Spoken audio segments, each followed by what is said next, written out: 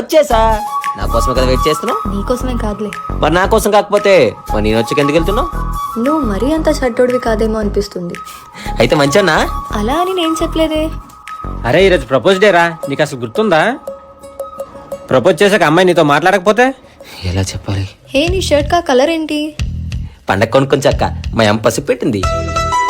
మా అమ్మకు అప్పుడుగా చెప్పవద్దని. So nice. బాగుందా? నీకు గర్ల్ ఫ్రెండ్ లేదా? ఎప్పుడు నా చుట్టూనే తిరుగుతావు. ఇప్పటి వరకు అయితే లేదు. పోనీ ఇప్పటి వరకు ఎవరికైనా ప్రపోజ్ చేసావా? మనసులో చెప్పాలని ఉంది కానీ చెప్పలే.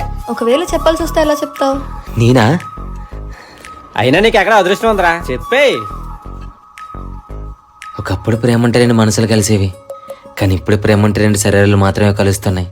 నా చేయి పట్టుకుని 7 అడుగులు వేస్తే పెళ్ళి, పట్టుకున్న చేయి వదలకుండా జీవితాంతం నాతోనే నడిస్తే ప్రేమ. I love you. ఆ? ఇలా ప్రపోజ్ చేస్తానని చెప్తున్నా. చాలా బాగా చెప్పావు.